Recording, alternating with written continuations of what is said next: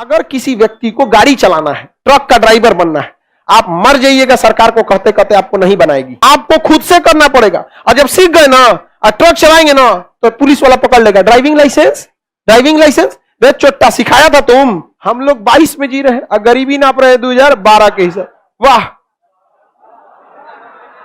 ये है digital India. देखो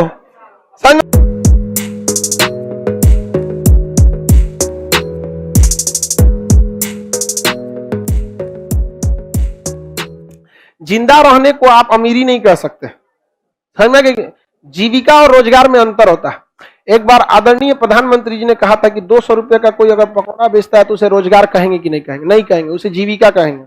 जिंदा रहने के लिए तो कुछ तो करेगा, वो जीवन चल रहा है। तब तो चोर भी कहेगा कि हम भी रोजगार में हैं। अब कोई कह देगा कि तब कोई चोरी कर रहा है तो भी रोजगार मानेंगे कि नहीं मानेंगे? नहीं, जीविका है उसकी। समझ में कि नहीं? क्या वो गलत काम कर रहा है?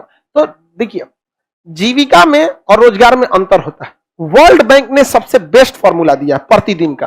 वर्ल्ड बैंक ने कहा है कि कोई भी देश में $2 $1.9, तो हम इसे $2 कर दें, और ये 2018 का आंकड़ा है, तो अभी के 2022 के हिसाब से $2 पक्का हो गया।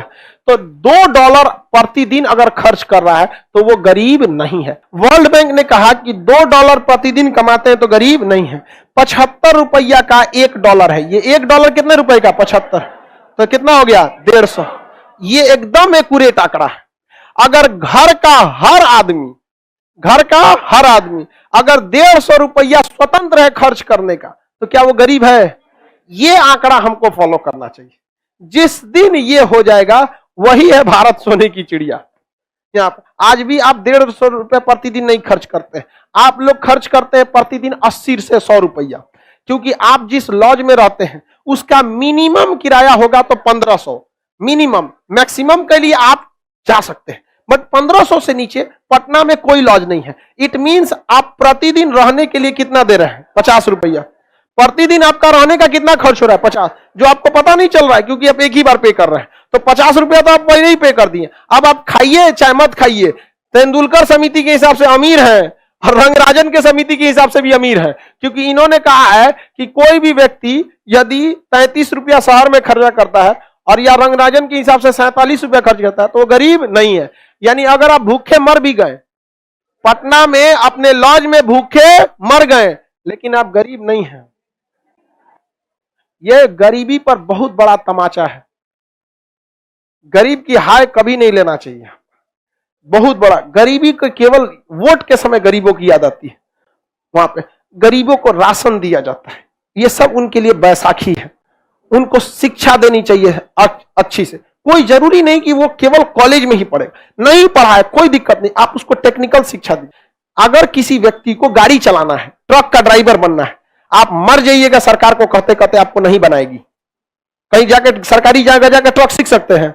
नहीं सीख सकते, आपको खुद से करना पड़ेगा। और जब सीख गए ना और ट्रक चलाएंगे ना तो पुलिस वाला पकड़ लेगा। ड्राइविंग लाइसेंस वे चोट्टा सिखाया था तुम। समझ में नहीं गया? एक गरीब इंसान को अपनी जिंदगी जीने के लिए भी खुद से संघर्ष करना पड़ता है। ये व्यवस्था है कहीं?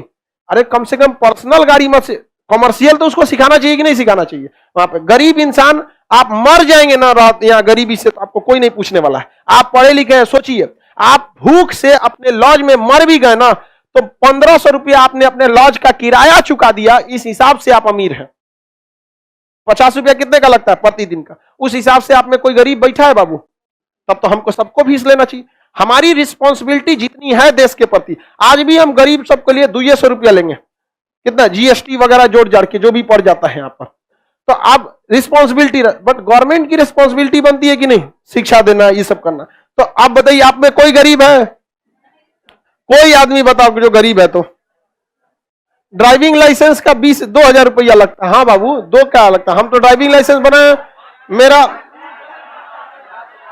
लगभग 2500 रुपया लगा। तो दलाल के थ्रू गया होगा तुम तो दलाल लिया है, उसको थोड़ी ना। चालान कटा था 700 का, और ऐसे करके कुछ और भी लगा था। हम तो पूरे सिस्टम से गए वहां पे, तो सब चौंक गया। सर आप यहाँ क्या करने? हम कहे कि हमको वो सब गलत काम हमरा से नहीं होता है। लाइन लगा के खड़े थे चुपचाप, सब वहां पे टेस्ट हो गया। फिर वहां ड्राइविंग लाइसेंस, जहाँ टेस्ट ड्राइव करना था वहां पे भी गए। कहा कि सर चलाना पड़ेगा। तो हमारा नहीं आता है क्या? उसमें एक जगह होता है ऊंचाई पे ले जाना, एक जगह होता है बैक करके पार्किंग करना, एक जगह होता है घुमाना, एक जगह होता है 8 बनाना इसे और फिर निकल जाना, हो गया सब यहाँ पे। तो जेन्युइन खर्च आते हैं, वो गवर्नमेंट को उससे पैसे मिलते हैं, लेकिन गरीबी के लिए बहुत कुछ खास काम नहीं किया जाता है। जबकि आप बताइए, वर्ल्ड बैंक वाशिंगटन डीसी में उसने भारत को जो आंकड़ा दिया है, क्या वो गलत दिया है? अगर आप प्रतिदिन 150 रुपया खर्च करने के लिए स्वतंत्र हैं, तो बताइए 150 यानी 30 दिन आप यहां पे पटना में रहते हैं, तो 15 45, 4,500 रुपया आपको खर्च करना चाहिए महीना में। अगर इतना प्रॉपरली आ रहा है तब तो वो गरीब नहीं है, और उससे कम आता है। बहुत सारे लड़कों को 3,3500 आता है कि नहीं आता? 3,3500 आता है। महंगाई भी बढ़ गई है। हम लोग के समय तो घर से पैसा 1,800 रुपया आता था। हाँ, उस समय बहुत पहले, अभी तो उतना रेंटे लग जाता है। 22 में हम लोग 22 में जी रहे हैं और गरीबी नाप रहे हैं 2012 के हिसाब। वाह, ये है डिजिटल इंडिया। देखो संग, अभी तक कैलेंडर ना चेंज हुआ है गरीबी का। हम आंक रहे हैं कितना का? 2012 का, और जी कब रहे हैं? 22 में। समझ में आ गया कि नहीं आ गया? किसी को दिक्कत नहीं? चलिए अब आगे का क्लास मंडे को करेंगे।